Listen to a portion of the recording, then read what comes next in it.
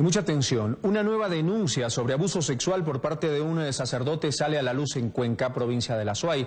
Un hombre que ahora tiene 51 años nos cuenta cómo fue víctima de violación durante toda la primaria. El agresor es un reconocido religioso de la ciudad. Recuerdo que cuando estaba en la escuela, decía que está enfermo. Entonces decía a mis papás, ¿sabe qué? Estoy enfermo, así que por favor mándele al niño a que me acompañe. Y después de un momento el padre decía, bueno, va a haber dos o tres niños, vengan para acá, a su cama, a violarnos, a hacer lo que él quería. Nervioso y con la voz entrecortada recuerda Jorge cómo en su niñez habría sido abusado sexualmente por un reconocido sacerdote cuencano. Entonces él decía que eso no es pecado, ¿no? O si decía es pecado, ya te perdoné, así que toma la comunión. O sea, él nos instruía católicamente también. Todo inició cuando él tenía 5 años. Gracias a este religioso, asistió toda la primaria a la escuela Miguel Ortiz con una beca. Fui reclutado por el padre. Él como era párroco en un barrio, La Salle, en Cuenca, buscaba, creo, a los niños pobres. Jorge habría sido abusado durante toda la primaria y asegura que el padre no solo se conformaba con su placer sexual. Hace sacar la ropa a un niño para tratar de penetrarlo, o sea, para satisfacerse él, ¿no? Pasaron los años y Jorge decidió callar hasta que su hermano a los 27 años se suicidó. Él cree que también fue víctima del sacerdote, quien además es rector de una universidad de esa ciudad. Mi hermana María me dijo, sabes que el Juan no pudo superar lo que vos superaste.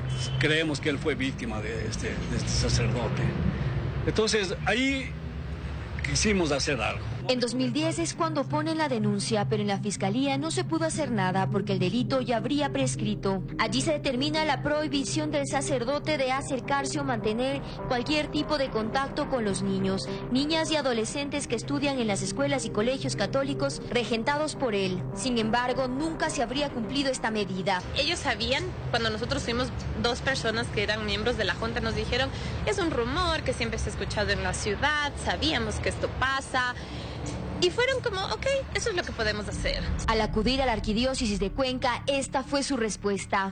Aquí desde Curia desconocemos un poquito ese tipo de denuncia que se esté haciendo, desconocemos. La familia de Jorge decidió sacar a la luz este caso porque no entienden cómo alguien quien es acusado de violador recibiría la presea Santana de Cuenca, reconocimiento que entrega la alcaldía a los ciudadanos destacados de esa ciudad. El padre fundó varias escuelas, sin embargo fue el sacerdote quien además es rector de la Universidad Católica de Cuenca quien desistió de este premio debido a problemas de salud. Lo preocupante es que este no sería un caso aislado. En esa misma ciudad, hace menos de una semana, el sacerdote Germán B. fue sentenciado a 13 años de prisión por abusar de un niño de 5 años en 2015. Un menor de edad presenció uno de los hechos que habían ocurrido porque este tipo de ilícitos lamentablemente transcurrieron no en una sola oportunidad, sino fueron producidos durante varios meses. Al tener conocimiento, la arquidiócesis decidió separar de forma definitiva al religioso de la iglesia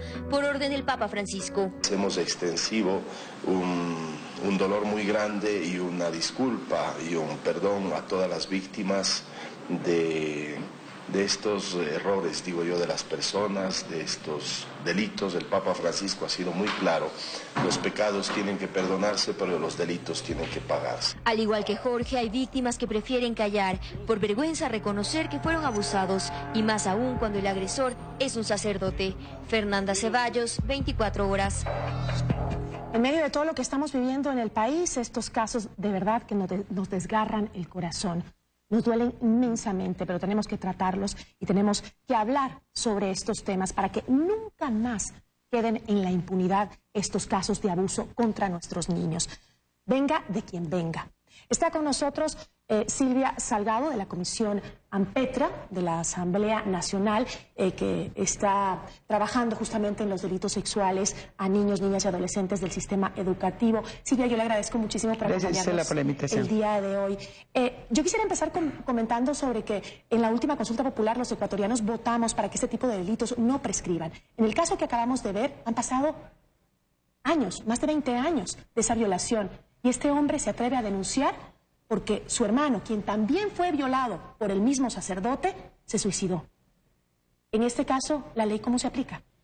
A ver, de hecho, hay casos como estos que siempre estuvieron ahí, en silencio, que la propia sociedad, la institucionalidad, las leyes, no le dieron las herramientas a los ciudadanos para poder ejercer justamente ese derecho a la denuncia con la seguridad de que se haga justicia. En este momento estamos precisamente en eso. Hemos evidenciado que este problema es un problema que tiene que develarse, que tenemos que atrevernos a hacerlo público porque no podemos seguirlo tolerando como algo normal. Como usted decía, Gise, venga de donde venga. Y ese ha estado presente en lo público, en lo privado, en las unidades educativas, en la iglesia, en el barrio, en la familia. Por lo tanto, hemos puesto al debate en la sociedad la responsabilidad y la corresponsabilidad de todos. Y una de ellas ha sido precisamente la consulta popular en la que se aprobó de manera, diría yo, rotunda, de que los operadores de justicia, la propia Constitución, ahora establece la imprescriptibilidad de los delitos. ¿Qué significa esto? De que no puede incidir el paso del tiempo para encontrarse como algo que se debe perdonar, algo que se debe justificar o algo que no se debe perseguir como delito. En esas circunstancias nos corresponde y le corresponde a la Asamblea, a los operadores de justicia, ya determinar en qué forma se va a aplicar esa imprescriptibilidad. Se dice es un Estado de derechos y de justicia. Por lo tanto, cuando se trata de derechos, no necesita ni siquiera ley que lo regule. Todo hecho es, en caso de violencia sexual o de delitos contra la integridad sexual de los niños, es imprescriptible. Pero tenemos problemas en la aplicación. Por eso es que en el próximo mes estaremos haciendo un evento, sí, internacional inclusive, para poder con expertos debatir este tema y concretar ya en leyes que permitan a los operadores no eludir la aplicación de esta imprescriptibilidad, fundamentalmente porque se ha puesto en cuestión dos cosas. La una, el que ya la prueba no existe. No, generalmente en este tipo de delitos, o sea, el tiempo desvanece la prueba. Y otra cosa, ¿qué pasa si es que el tema de la imprescriptibilidad permite inclusive el juzgamiento en ausencia? Porque la mayoría de delincuentes o de victimarios huyen y piensan que con el pasar del tiempo esto se olvida. En todo caso, mire, esos son los temas que en el espacio académico, legal, pero también, o sea, de la voluntad política y de la propia sociedad, tenemos que conocer cómo vamos a aplicar la imprescriptibilidad, pero al momento ningún juez podrá dar cuenta de que pasó el tiempo y que por lo tanto prescribió. Eso al menos tiene que quedar muy claro. Y Silvia, y aclarar también en este caso, porque es una de las dudas que tenemos muchos ecuatorianos, porque supuestamente la ley no se puede aplicar de manera retroactiva, ¿no? Entonces, una nueva ley no puede ser aplicada en casos anteriores, sino a partir de que la ley ya se establece. En este caso, hay la peculiaridad del miedo, de la vergüenza, de que son niños. Y que los niños muchas veces les es difícil contar este tipo de cosas porque sienten vergüenza, ¿no? Y el caso a mí me impactó muchísimo porque se trata de un hombre adulto que cuenta su historia que le pasó hace 5 años. ¿Y por qué esperó en este caso tanto tiempo? Porque justamente se decidió más bien a decir, porque su hija maravillosa que me escribió diciendo, mi padre quiere hacer esta denuncia, porque su hermano acaba de morir porque él no pudo superarlo nunca, se suicidó. Entonces, ahí es cuando tenemos que entender la importancia de esta ley, de que no importa cuánto tiempo pase, que el delito sigue ahí y hay que condenarlo y hay que sancionarlo. No importa cuánto tiempo, porque la víctima no siempre puede tener la capacidad de reaccionar en poco tiempo. Se puede demorar 10, 20 años y eso no importa. El delito hay que sancionarlo igual, en este caso por el daño terrible que genera, como acabamos de ver en esta familia. Sí, o sea, de hecho la mayoría de estos casos han tardado en tomar, diría yo, hasta el valor para preservarse de una sociedad que le incrimina y que le señala con el dedo a la víctima y no precisamente al victimario. cuando se tiene ya parámetros de comportamiento social, en donde, por ejemplo, en el caso de lo que significa la figura de un clérigo frente a los fieles, de lo que significa el profesor frente a los alumnos en el aula, de lo que significa esta relación de la autoridad, ¿no? Yo creo que en esos espacios es precisamente en donde más ha estado el riesgo del cometimiento de estos delitos. Se trata de un tema estructural que hay que irlo venciendo. ¿Y qué hará la comisión en ese caso? En definitiva, lo que nosotros hemos aportado y decirlo de que la realidad a lo mejor antes de lo que fue en la consulta popular, antes de lo que fue el caso Ampetra y la de ahora, está cambiando, hay resultados, hay un mayor número de sentencias. Hoy las instituciones o las autoridades educativas ya actúan de manera oportuna e inmediata. Ya se ha aplicado la ley que estaba ahí, muchas de las normas están dadas, están dictadas. El momento de aplicar había una resistencia a hacerlo porque inclusive estaba asumido como algo natural y que más bien tratarlo, evidenciarlo, iba a generar problemas a la institución, a la autoridad, al estudiante, al padre de familia. En definitiva, mire, esto hay que cambiar la forma de entender y comprender que la violación o la violencia sexual, el abuso sexual contra nuestros niños es un tema de derechos humanos y los derechos humanos son imprescriptibles. Por lo tanto, este hecho que usted señala de que el carácter retroactivo de la ley tiene que debatirse desde ese enfoque.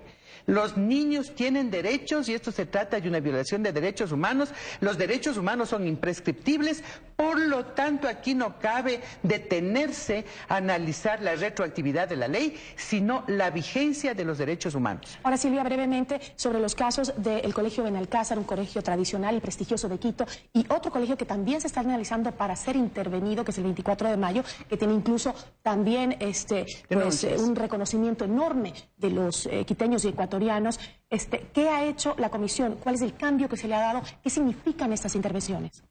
Bueno, primero decirle al Ministerio de Educación en estas condiciones ahora de que son los responsables de todo el sistema educativo.